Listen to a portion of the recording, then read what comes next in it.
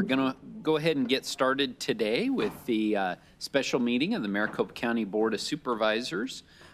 We are here today to review the 2019 election work group's report, and this meeting is scheduled to go from until 4 p.m. this afternoon. We'll have a presentation of the report from the work group along with their recommendations. And I believe, my colleagues here may have some questions as we go through the report. But I do want to be clear, this is simply a presentation today. We are not scheduled for a vote of the Board of Supervisors. There's no items that are posted for action. There is a speaker, there are speakers and comments forms that are available. So if you'd like to speak to the board, please go ahead and grab one of those. But everyone should have received a yellow half sheet which outlines the process that we're going to follow regarding speakers this afternoon. And I just want to go over those instructions with you briefly. If you register to speak, clerk staff will number the forms as they were submitted. After the presentation and within the time designated for this meeting, we will hear from those who are signed up to speak. The timer will be set, timer right over there, will be set for 2 minutes, just like it is right now. And there is a buzzer that sounds about 15 seconds before the 2-minute mark as a reminder that your time is almost up. Then at 2 minutes, a final buzzer will sound. We would ask everyone to be respective of one another's opportunity to speak and respective of the time so that we can be fair to everyone. All the comments on the cards will be compiled for us, and they'll be distributed to the supervisors, to the county recorder, and to the work group. Again, I want to thank everybody for being here today. And just as a little bit of background, for many decades, the Board of Supervisors has delegated its responsibilities under Arizona statutes for elections, specifically election day operations, over to the recorder. And today, we have decided, the Board of Supervisors decided earlier this year, that it would be a good time to review that arrangement between the Board of Supervisors and the county recorder. Now, the most recent sort of iteration to all this was in about 1978, where the Board of Supervisors granted this authority to the county recorder. In 1978, Maricopa County's population was 1.3 million. So it was actually smaller than the city of Phoenix is today. Now, in 2019, Maricopa County has 4.5 million residents. We're now the 4th largest county in the country, and as you all know, we've been the fastest growing county in recent years. So again, we asked for this work group to look at 3 things as it relates to elections. First, staffing. It's very important that this process be staffed properly. Secondly, we wanted the work group to look at technology, and in this area, in particular, tabulation machines, and what is needed for Maricopa County to be best in class in elections moving forward. And then the final piece of this 3-legged stool that we asked the work group to take a look at was the organizational structure, how the elections would be run and how the responsibilities would be divided as between the Board of Supervisors and the recorder. I want to thank all the members of the work group, and we'll be hearing a presentation from them soon for their hard work and dedication over the past few months to this issue. I also want to thank Adrian Fontes for supporting the work of the work group and appointing 2 representatives, Ray Valenzuela and Keely Varvel, to the work group. Really appreciate their involvement.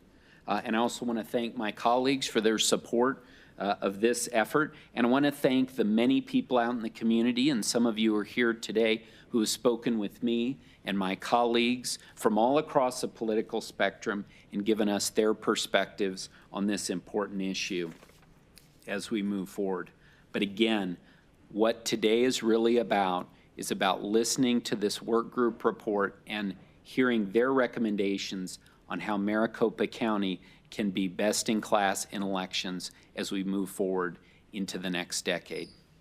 So with that, I'd like to ask Valerie Beckett to come on up and present, I think you have a PowerPoint presentation, is that correct? I do, Mr. Chairman. Thank you very much for your time, your work on this effort, and thanks for being here today. Mr. Chairman, real quickly, should we have questions during the presentation? Should we wait to the end of the presentation, or do you want to do it as we move along? Why don't we go ahead and have Valerie do the presentation, and then let's do the questions after that. Thank you. Thank you, Mr. Chairman, members of the board, Madam Clerk, and County Manager Rich. On behalf of the Elections Work Group, thank you for the privilege of presenting to you an overview of the work performed, as well as the conclusions of the members. As you know, with support from County Recorder Fontes, the county manager formed a work group to conduct a robust review and to prepare a set of recommendations as to the structure, staffing, and technology resources of the Elections Department. A 10-member work group was established with executive leaders from many different key offices, such as the Chairman's Office, the Recorder's Office, the Elections Department, the County Manager's Office, Office of Enterprise Technology, Human Resources, the Budget Office, as well as Procurement. The members met weekly from the end of January through the month of March, as well as conducted a significant amount of work outside of the formal meetings. The entire project was a very open, candid, and productive process.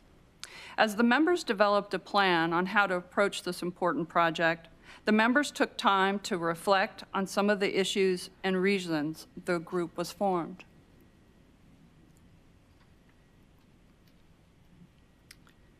Members acknowledged that the issues related to long lines at the polling locations, ballot confusion, slow final counts, and polling location challenges began surfacing back in 2012 and then received national attention with the March 2016 presidential preference election. Following the 2018 primary election, when 62 polling locations did not open on time, internal audit was engaged to review and assist the Elections Department by identifying areas that would help improve the execution of the November 2018 general election. During the board meetings between the time of the primary and general, when elections were discussed, work group members noted that the board expressed a desire to have a greater level of information and transparency into the planning and operations pertaining to the elections activities assigned in statute to the board. The members went to work on gathering information. The first was to review the available documents. For instance, those statutes related to the division of election responsibilities, the charters that have been executed between the board and the recorder, and a number of other reports. The members also needed to understand the current processes and identify where those statutory handoffs or transition points occur between the recorder's office and the Elections Department. Members also wanted to consult with other election officials around Arizona from other counties to determine what works well for them under the different reporting structures. And they began to assess the current level of resources involving staffing, technology, equipment, and facilities. While learning more about the statutory responsibilities, the high level of interdependencies between the two offices became immediately clear. This slide captures some of the main areas assigned in statutes. Although the slide can easily be explained that the recorder is statutorily responsible for pre-election day activities, while the board is responsible for election day activities, the actual workflows are not that simple or as cut and dry. Some of the main areas in which the recorder is responsible are for voter registration, early voting, signature verification, and provisional ballots. Whereas the board is responsible for the ballots themselves, designating and operating polling locations, appointing poll workers, and providing all of the equipment and supplies needed. Each of these functional areas have numerous steps and involve handoffs back and forth between the recorder's office and the Elections Department, and I will highlight a few of those key examples for you today. In addition to the statutes, the members reviewed the charters. 64 years ago, in 1955, a resolution was passed establishing the Elections Department. 20 years later, in 1975, a charter was executed outlining that the elections director would have a multiple reporting structure, meaning the director would report to the board, the clerk of the board, and to the county recorder during those phases in which he or she were performing those assigned statutory responsibilities. In 1977 and 1978, the charters solidified that the Recorder's Office and Elections Department would operate as a single department and that the Director of Elections is to serve at the pleasure of the Recorder. The changes to the charters in 1982 and 1985 were merely administrative in nature, updating signatures of those officers in place at the time. So there has not been any significant changes in the reporting structure for over the past 40 years. Since the work group was charged with proposing a structure for the elections department that would best serve the needs of the voter, the members needed to assess current operations, understand where the division of duties by statute occur in those operations, and the benefits and potential risks associated with changing the charter or reporting structure. Since the current processes had not been documented, a consultant was engaged to work with staff from both the Recorder's Office and the Elections Department to produce a functional process map back in February. This was a very important mapping exercise that received a great deal of positive feedback from both staff and the work group members. Since the Recorder's Office and Elections Departments have been operating as a single department for many years, understandably, the division of duties by statute has not been a main operational concern for staff. However, through this process map, it became clear that there are many steps in the process that bounce back and forth between the two offices. An example is related to ballot creation. The ballot is an elections department function, or responsibility, if you will. However, the information needed to create the ballot is maintained with the Recorder's Office. Candidate filings and legal challenges result in not only a number of ballot revisions during this process, but a series of handoffs to transfer information back and forth between the two offices while those legal challenges and other issues are being addressed. Much of the information needed is managed in a central voter registration database known as VRAS. This database is used by both the Recorder's Office and the Elections Department throughout every election cycle. VRAS offers real-time access to updated voter registration information, and in addition to ballot preparation, is used for the creation of polling maps, candidate filings for quarterly financial reports, polling location information, and is used to generate the various reports and lists needed throughout the process. It should be noted that real-time access to voter registration information in the VRAS database is credited with Maricopa County having a low number of provisional ballots. In counties where election departments are a different or a separate operation, appear to have a much higher percentage of provisional ballots. For example, Pima County, where the Elections Department reports to the county manager, they reported a provisional ballot rate of 28% in the 2018 general election, whereas Maricopa County had only a 6% provisional rate. In Maricopa County, if Maricopa County were to have a 28% rate rather than 16,409 provisional ballots, the number would have been more like 75,000. And again, 2018 was not a presidential election. In the 2016 presidential election, Maricopa County had nearly 100,000 more in-person voters on election day than in 2018. The assumption is that the 2020 election will have an even higher voter turnout on election day. In counties where the Recorder's Office is separate from the Elections Department, there is a span of time in which the Recorder's Office has to provide the poll list to the Elections Departments. The applicable statute reads, by the 10th day preceding the primary and general elections, the county recorder shall prepare from the original registration forms or from electronic media at least 4 lists that are printed or typed on paper, or at least 2 electronic media poll lists, or any combination of both, of all qualified electors in each precinct in the county, and the list shall be official precinct registers. In addition to voter concerns about casting provisional ballots, these types of ballots take longer to process. This is another key statutory handoff worth highlighting. All of the provisional ballots received on Election Day must undergo a voter validation process conducted by the Recorder's Office. So the provisional ballots go from the Elections Department to the Recorder's Office, and then once those provisional ballots have been approved, they are then passed back to elections for final tabulation.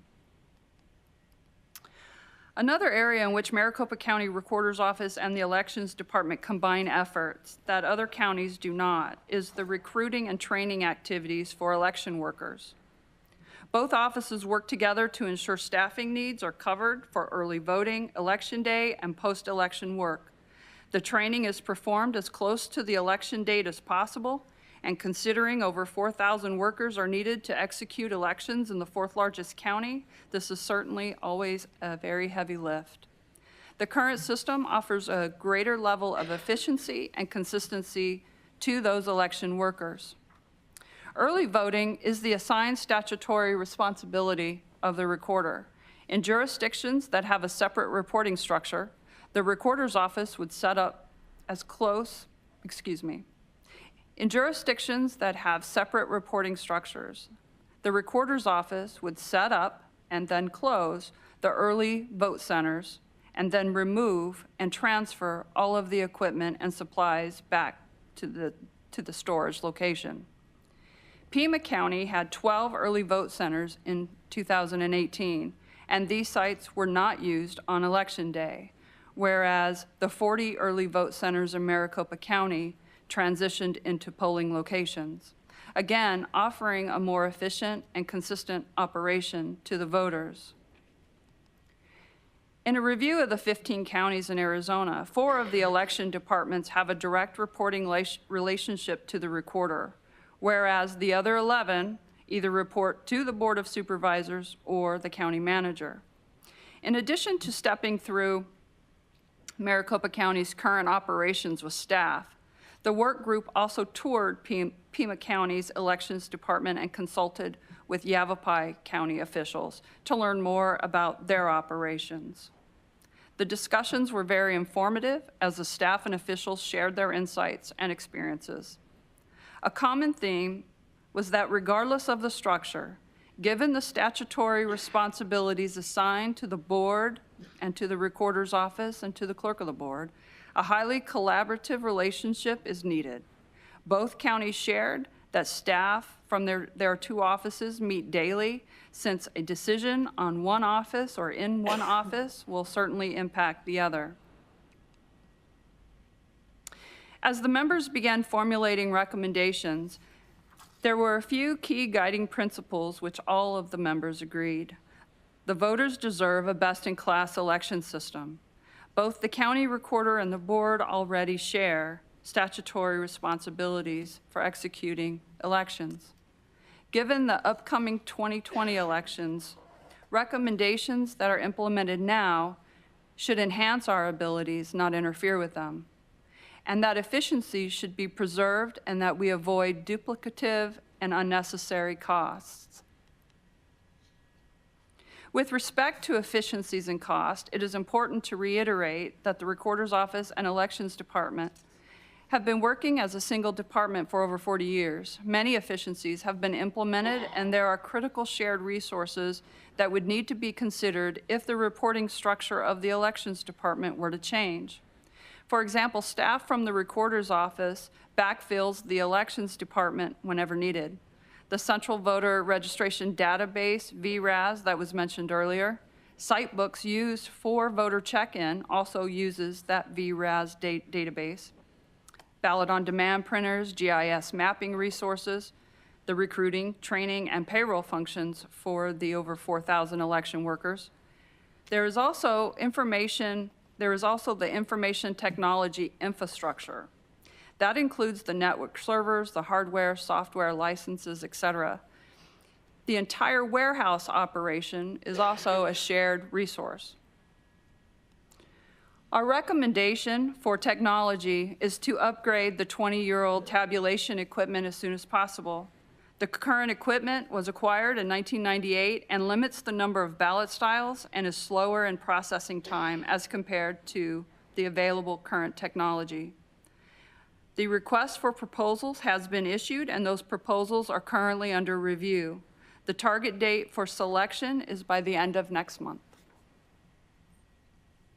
The members agree that the staffing analysis, that an independent staffing analysis should be conducted to ensure that both the correct number of staff are hired, as well as that we are hiring the staff with the skill sets needed to be a high-performing elections department. The staffing analysis is currently in progress, and the target date for completion is at the end of August. As I understand from the fiscal year 2020 budget presentation this morning, considerable funding has been placed in reserve for staffing in the elections department pending this analysis.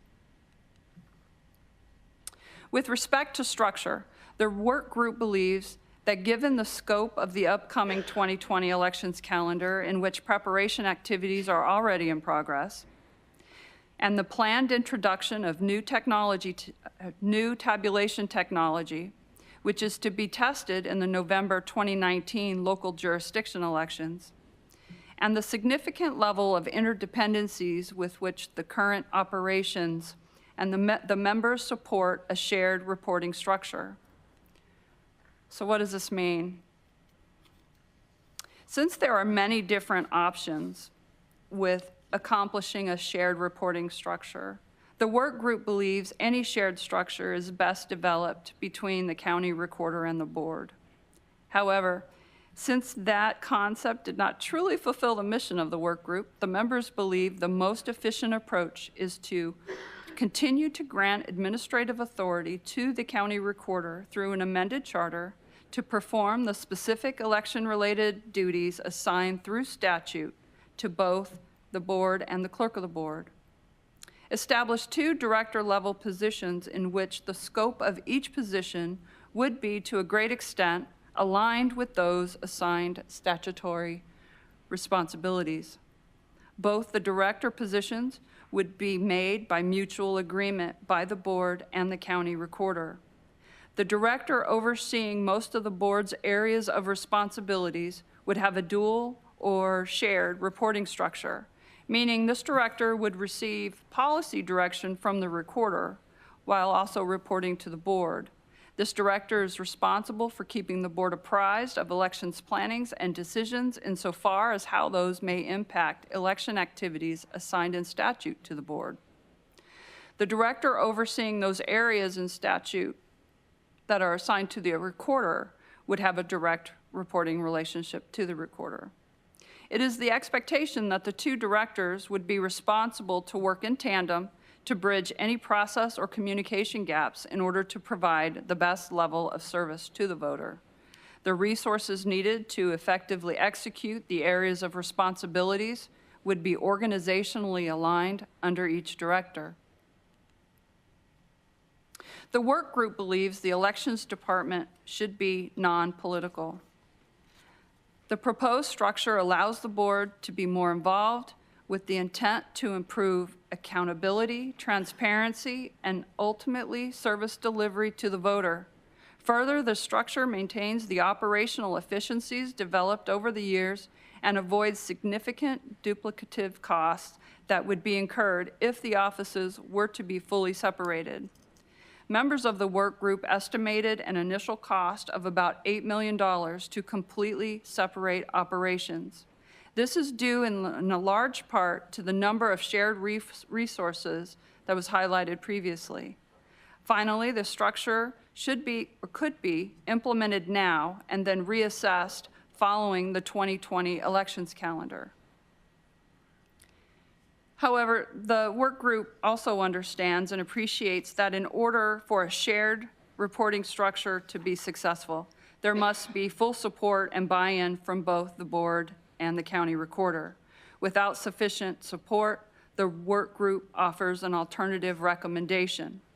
Embed an independent observer or elections quality assurance officer that would report directly to the board on matters affecting those election responsibilities assigned to the board.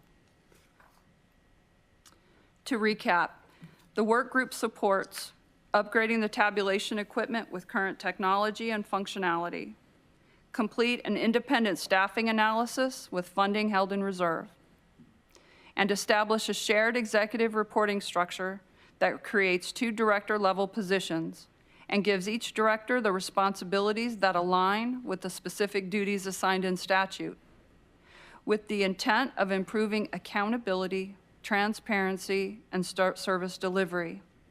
On behalf of the work group, this concludes this presentation. A written report has been provided to the clerk of the board, and also an online portal is available and open to receive public comment at the address shown below on the slide. Mr. Chairman, members of the board, I'm happy to do my best to fully respond to any questions you may have at this time. Val, thank you very much for that presentation. And again, on behalf of the entire board, want to thank you and the whole work group for all the work that you put into this over the past few months.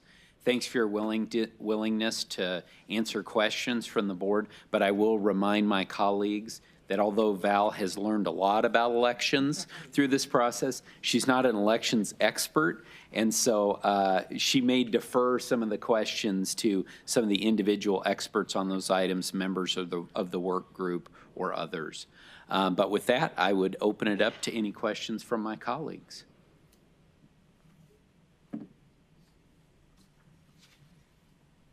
Supervisor Gallardo. Thank you, Mr. Chairman. Just I guess, clarification, or just, I know there was such a tight window for the work group to do their job, but I'm assuming that there was very little time to talk about possible legislative changes. Because I really think if you're going to look at how we conduct elections, and our goal is to have, as was stated, world's class elections agency here, to be able to step back and say, what are some of the legislative changes that can happen? Because I really believe in the legislature, God bless them, they made a point to go after the emergency voting, which I think was just the wrong missile. I mean, I think at the end of the day, in my opinion, I don't think we should have emergency voting. I think with the technology and the systems that we have now, you should have early voting all the way up to election day. You should never have a cutoff period. And that goes back to old times, just the way we did elections back then. So anyways, I guess my question is, has there been any discussions on possible legislative changes that could help move the department forward? Do we have time to do that? Mr. Chairman, Supervisor Gallardo, that was outside the scope of the work group, so we did not delve into that area. And Mr. Chairman, maybe that's something, maybe post-2020 is something we look at as we move forward. What are those changes? I think a lot of the provisions in statute are old. They pertain to, back when a lot of the statutes were created back in, the 80s and early 90s, and elections have changed. Technology has changed. Our voting behaviors have changed, So how do you look at elections from a different lens? And that includes legislative changes. And I know that's a whole nother ball of wax, but maybe that's something we could look at maybe post-2020 is what are those changes that we can go to the legislature for that will help make elections more efficient and better for our voters. I mean, how do we allow voters, to exercise the most fundamental right they have, the right to vote? And if it means changing portions of statute, which I think it's time, I think that would be something we can look at. Thank you, Mr. Gallardo. Other questions? Supervisor Sellers. Yeah, it seems to me like we really are dealing with this on a couple of levels here. One is what we need to do to ensure that we have a successful election in 2020. But beyond that, I think one of the things that the group said really makes the most sense to me of anything, and that is the election department needs to be non-political. We need to have a nonpartisan elections group. And it seems to me the way to accomplish that is the way 6 counties have done that, and that is to have that person report to the county manager rather than to the recorder or the board.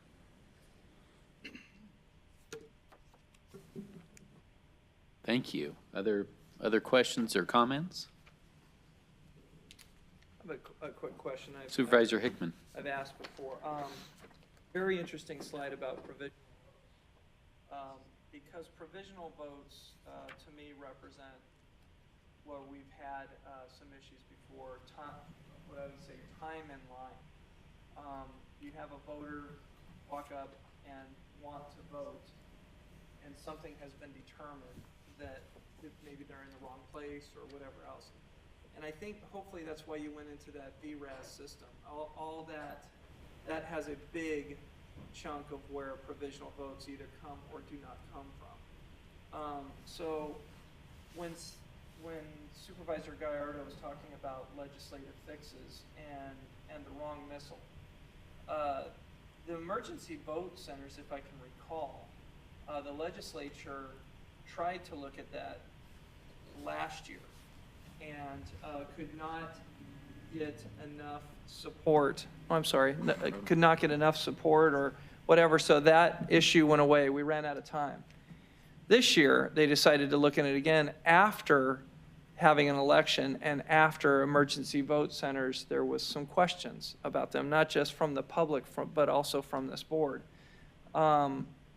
My thoughts are there's changes, and there's changes that are going to be coming. We have to make this a better county in which to vote. That's what I would implore. If it didn't happen this season, which we've run out of time, we need to make sure that the public understands that that system does not belong to the recorder and it does not belong to the Board of Supervisors. It belongs to the people.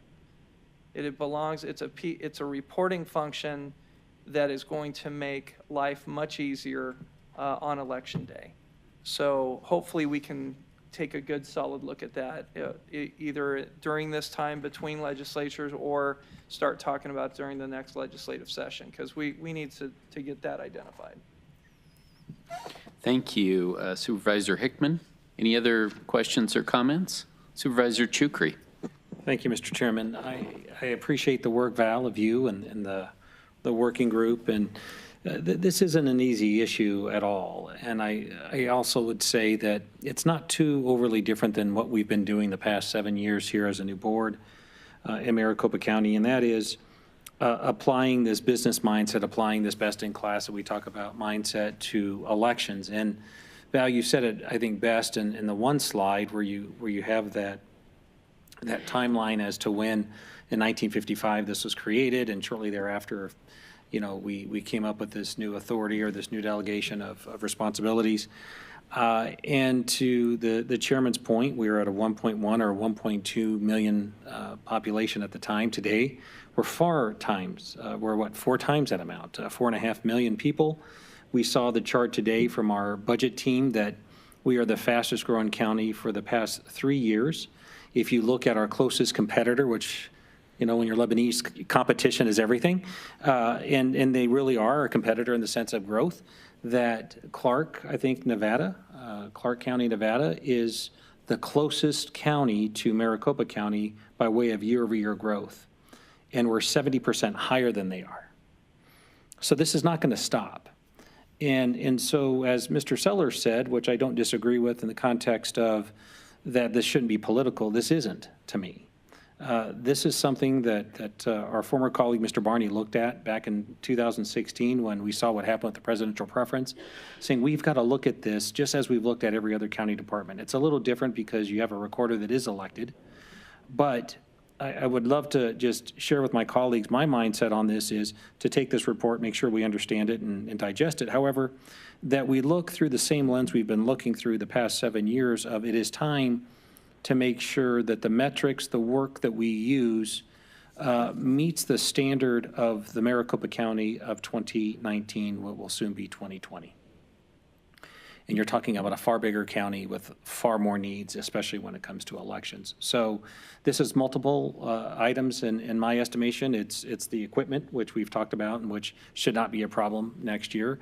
It's staffing, it's componentry, it's how we execute. And to execute the same way we have, I think the problem's greater than that. The need is greater than that. That's probably a better way of putting it. So I'm grateful for this meeting today, Mr. Chairman, and I know that we'll be taking action in the coming weeks. It would be my estimation, and I'll continue to do my due diligence in the meantime, but believe that we need to look at who we are today by way of population and true needs of the voters. Thank you. Excellent. Thank you for your comments. Right now, I just have one speaker form. So if anyone else wants to speak, if you can get those forms into us. But at this time, I'm going to invite Mr. Smith, Sparky Smith. Please come on down and join us. Thank you. It's good to see you this afternoon. Good to be here. Mr. Chairman, members of the board, I want to thank you for addressing this subject. But I heard a lot of comments about convenience and not one mention in the report or from any of your comments about ballot integrity. I'll assure you the ballot integrity is foremost on the public's mind above convenience. I'm the manager of the Election Integrity Project of Arizona. We're a wholly owned subsidiary of Election Integrity Project in California. The reason that we have a chapter here in Arizona is because we see in Arizona the development of the same patterns that have turned California from an Article 4, Section 4 state in which the Constitution requires every state to give its ballots to give its citizens a representative form of government. Republican form of government is what it's officially called. And to that end, I really encourage you, as you go forward, to work hard on systems that work towards the integrity of the ballot, because we see the systematic erosion of the ballots in Arizona, just like we're following right behind what's happened in California. EIPCA sued the state of California and LA County and prevailed. California's going to have to purge probably around 4 million voters off the voter rolls because they failed to comply with the 92, what we refer to as motor voter. Thank you for your time. I look forward to working with you, especially Mr. Gallardo, towards the end of the legislation that's required, because you're correct. Thank you for joining us, Mr. Smith. I appreciate your time. Supervisor Gallardo. Thank you, Mr. Chairman. Let me go right back to Valerie, because I think it's important for us to understand, and correct me if I'm wrong, just those responsibilities that are under the Board of Supervisors and those responsibilities that are under the Recorder's Office, and what, as a board, we're ultimately responsible for. Because there are some items here, and it goes back to legislative changes. There's some items here, and we've had discussions, or not discussions, but we've had folks that have come to our board meetings to ask similar questions about certain portions of how we do elections. But those are issues that we can't change as a board. They have to be done on a legislative side. So correct me if I'm wrong, at least for the Board of Supervisors side, and I'm looking at the report now, we're responsible for, as the county board, noticing of elections. That falls under the preview of the Board of Supervisors. Designating, operating election polling locations, providing equipment, supplies, booth, ballots, signage, safeguard and insurance, accuracy of tabulation equipment, the appointing and training of poll workers setting locations of tally and certified election results and special elections. That's under our umbrella. So a lot of the other stuff when it comes to the vote by mail and early ballots and when they can turn them in, and I mean, that's set in statute, and if there's some changes, that does have to be legislatively. Because I think there is a whole nother side that needs to be addressed, but. Yes, Mr. Chairman, Supervisor Gallardo, I agree. Right. Thank you. I have another speaker slip. Mr. Art Cooper, thanks for joining us.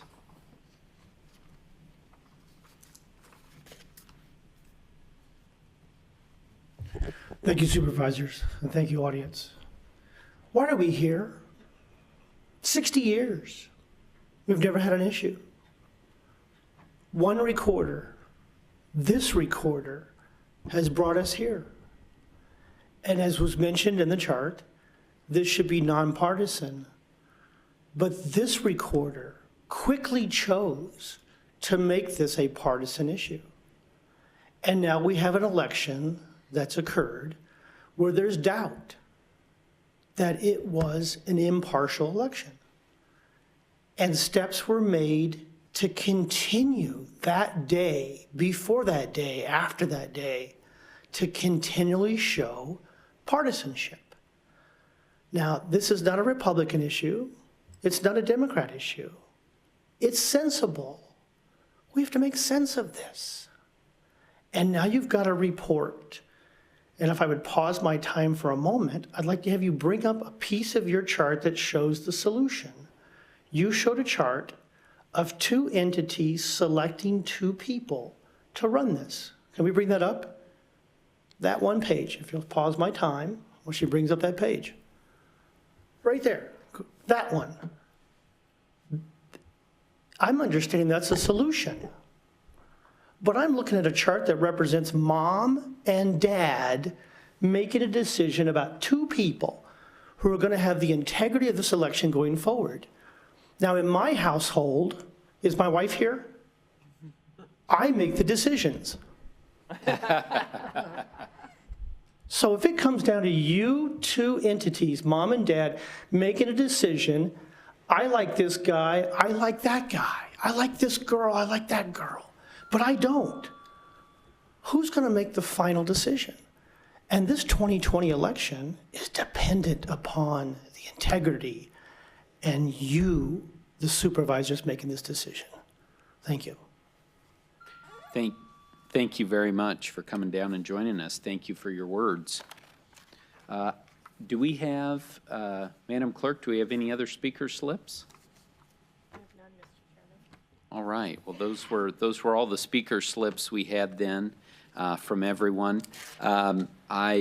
I also, as we were recognizing the efforts of people who have been involved in this, I wanted to recognize our county auditor who's here today in the front row, Mike McGee, not only for his involvement in the work group report, but also you and your team's work on the audits that were done following the 2018 primary election and your involvement and advisory role you provide in the 2018 general election. So wanted to recognize you and your efforts as well. So we've gone through all the speaker slips. Any other comments or questions from my colleagues? Mr. Chairman, I would just. Yes. Just my final comment would be, I recognize the importance of what we're doing here and what it means to so many folks and the entire county. How do we make sure we have a system that is world-class, that allows everyone the importance of exercising their right to vote, but understanding the complexity of this department and all the areas that are included. And it's hard to compare ourselves to other counties, and we're much different because we're a very large county, 4 million plus people, and the statutory responsibility of the county recorders and those that fall on our lap, they do intertwine. They go together, and I think we got to be careful as we approach it. I'll be the first one to say that I definitely want to have a greater participation into that process. If we're going to have the responsibility of having to vote on polling sites and the tabulation system, that I do want to have some input on that. I want to be part of that discussion. And how that looks as we move forward, I look forward to that discussion. But I do recognize the importance of both the county recorder and the Board of Supervisors' responsibilities, how they do kind of interlock to each other. And we got to kind of respect that. We don't want to do harm, and I don't think anyone wants to do harm, and I don't think we're going to do that. But as we move forward, just kind of keep that in mind, that we're much different than the other 14 counties. We are. You can't even compare us to Pima County. We are much different because of how large we are. And so as we move forward, do I want to have greater input? Yes, I've said this a million times. I'm not interested in rubber stamping anything.